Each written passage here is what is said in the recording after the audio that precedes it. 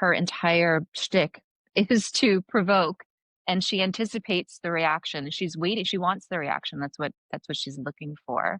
I think it's almost this perfect storm of real issues with academic freedom, as we can see coming from both sides of the aisle on campus, that are shutting down actual viewpoint diversity and actual expression of perspectives that people just can't seem to. They have no tolerance for this. You know, we're not the first people to talk about this. There's a lot of issues right now happening across campuses in the way classrooms are being, or universities are being run and students are being taught, where there's just been this concept creep around things like violence or oppression, where even the way someone looks at you is perceived or is registered as violence, right? So the very space where we're supposed to be questioning our ideas and questioning the ideas around us has become a place where your set of ideas that you have is been captured by this concept of morality. And so you're considered an immoral actor if you don't believe what I believe. And therefore, we can't actually have a real conversation about this, because the act of you questioning what I'm saying is not only a moral act, it's violence to me.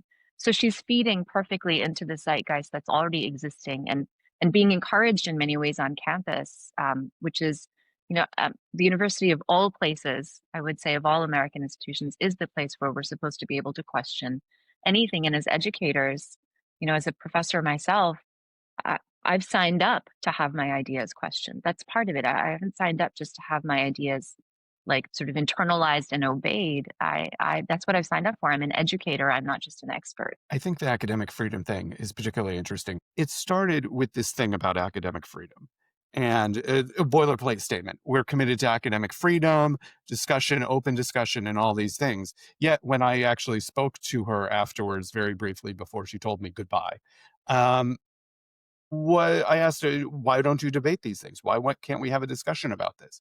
She refuses to engage with us at HAF or any community member or any even academic that disagrees with her on these subjects.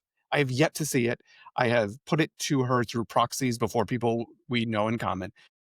We'll have a debate with you. We will talk about these issues in a public forum. It doesn't need to be a debate per se, but it can be a conversation. And she doesn't. She presents her conclusions as settled fact. And even I overheard her say to a student, one of the few there afterwards, he was asking about Aurangzeb. She's written books about him. Her area of expertise, as it is, prior to talking about Hindu nationalism, is the Mughal Empire. She's written books about this. This is her scholarly background. But she told this student, and I'm paraphrasing, so if she listens to this, if I get something wrong, I'm sorry, I'm just doing this one from memory, that no scholars think that Aurangzeb destroyed Hindu temples, or not to any significant degree. She said, all academics agree on this. We disagree on a lot of things, but all academics, there's no debate, who study this think this happened. So that's just the level of presentation. I think she plays fast and loose with the facts sometimes.